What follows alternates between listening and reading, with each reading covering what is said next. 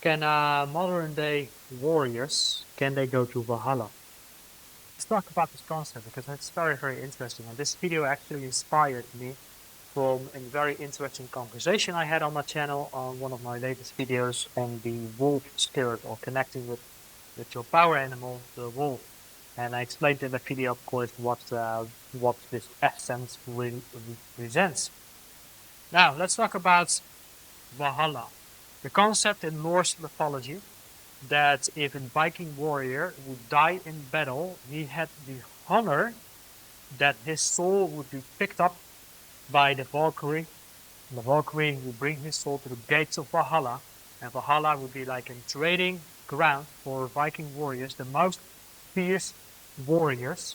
They will go there and they will prepare for the ultimate battle of Ragnarok. Now, Odin was, of course, he was like the king of the warriors, and it was his plan to prepare as many warriors as possible to win Ragnarok. Ragnarok, of course, represents end times.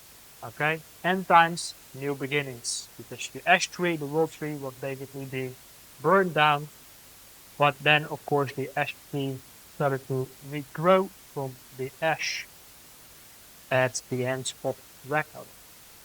Now, we live in a different time, but if you read the book King, Warrior, Magician, Lover, which is the 4 archetypes of masculine energy, then if we dive further into the essence of the warrior, there's also a very thin line of being constructive or productive and destructive, which will be explained, of course, within that book.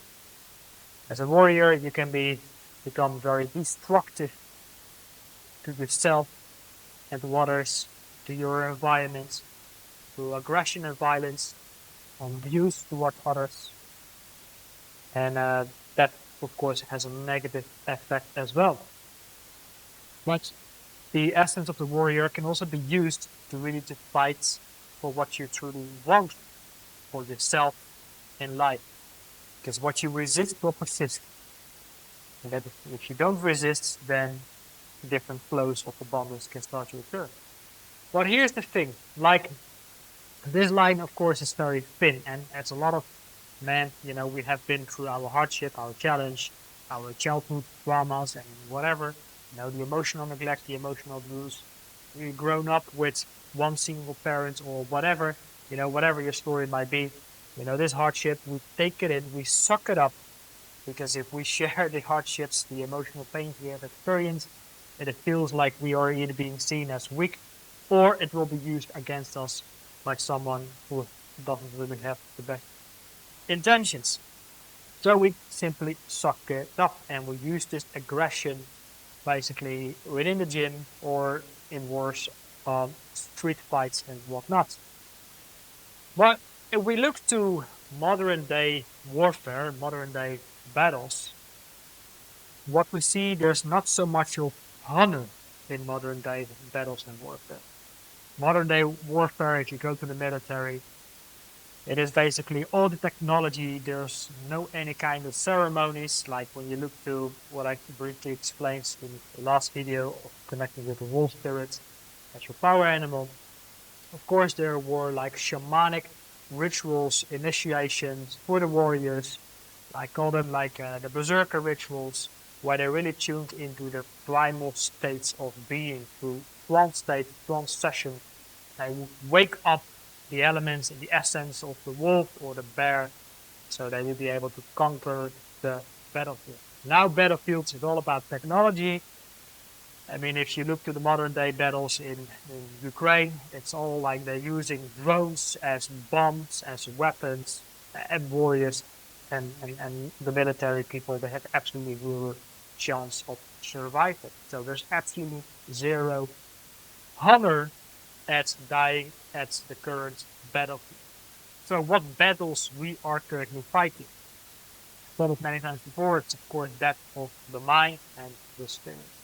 We live, of course, in the world of capitalism. That is like our number one religion of the world we live in. So you could also say, well, I'm going to conquer the challenge and the game of entrepreneurship. I'm going to climb the social hierarchy and all of that type of stuff. And I'm going to win that kind of battle. But at which cost are we going to sacrifice ourselves in order to win that battle? Are we going to sacrifice our health, our wellness, our well-being, our spiritual sovereignty, and that kind of thing? Or are we going to use people for our own advantage? We're going to profit out of people as much as possible, and that is basically our battle. And how higher we climb up, we're standing up, we're building up our spine, basically, and how more shadow we will cast and how more enemies we will create around us.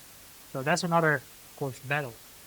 Now, how much hunger can we find within that kind of battle? Question we need to answer is that. Well, the ultimate question of today's video is really like the battles we are currently facing. How much hunger can we find in there? How much magic can we find in that? Can we find any kind of spiritual meaning or purpose within these battlefields that we are currently dealing with? Let it be, that of the mind and the spirits and facing our shadows. At the end of it, can we also go through a rite of passage? A rite of passage so we can enter the gates of Valhalla, or a different realm where our soul or spirit can prepare itself for the next stage, where we are facing death and rebirth, entering a new phase. That's really the kind of question. So I would like to bring it more into a shamanic meaning, because if you look to the essence of shamanism, it can also be seen that a shaman has to go through a rite of passage to get initiated. Also within the masculine energy, we need to go through a rite of passage to be initiated, to go from boyhood into manhood, develop a higher level of emotional maturity within ourselves. And this rite of passage can also mean death and rebirth. It's where we kill the ego. Because first we are climbing the mountain of the ego. We are trying to win the battle of capitalism, for example. We are trying to climb the social hierarchy. And we can come to terms like, okay, so if we take like the rune Theo, the symbol of abundance, like we can go after wealth and abundance, but at which expense, at which cost? It also comes with the archetype and the essence of the wolf that comes with it. Let it be the wolf of Gary, greed. And can this greed also eat parts of our inner self? We also have Fenrir, which also stands for the rageous one who brought terror around the earth through the times of Ragnarok. And we also have the essence of the world serpent, brought over both Fenrir and the world serpent were of course offspring for Loki. And Loki brought of course a lot of destruction and deceit. The energy and the archetype of Loki is another very fascinating as well, which is that of confusion and shapeshifting. So that can play a role within this battle we are facing in our endeavors of winning the game in capitalism, climbing the social hierarchy and stuff. And the essence of the serpents, the reptilian, perhaps it could also refer to part of the reptilian brain of our survival essence. Some primal energy that exists within us. So we can go after abundance, but at which expense, at which cost, and for which kind of purpose? Is it going to fulfill and satisfy our soul's calling? Is it going to expand our mission in the world? Or is it just really for our external image, our identity, our ego. Once we climb the mountain of the ego, we can fall down this mountain and then we go on our true rite of passage of death, killing the ego, and then we're climbing the mountain of the higher self. So I think it all refers to the rite of passage of initiation, death and rebirth, entering in different realm and different states of being, different states of consciousness, where we bring more of our soul essence within perhaps even our current life.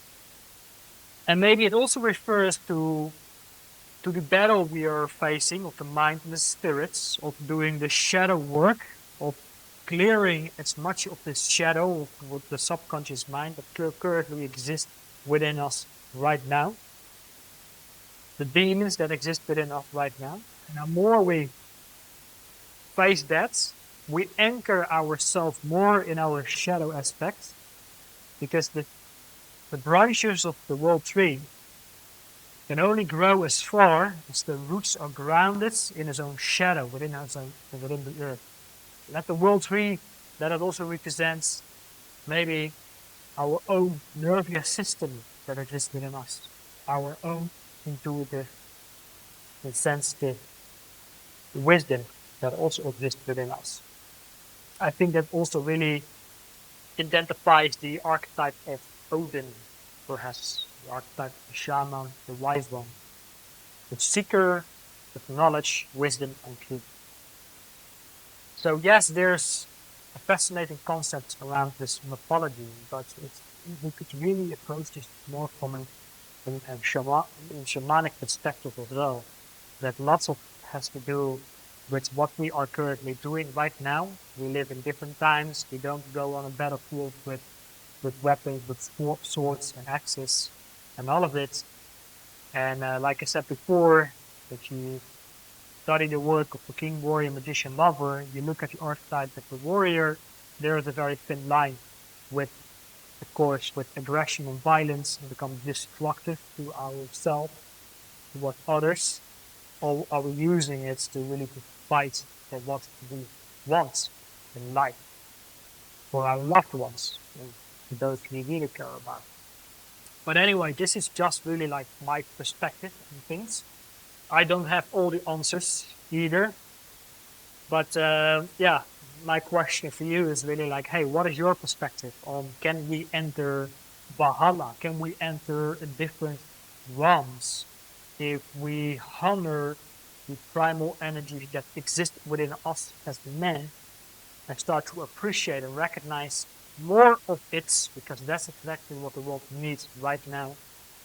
Because the world we live in is doing everything it can to kill healthy masculinity, because masculinity wants to offer freedom and independence, and that's exactly what the elite of the world doesn't want.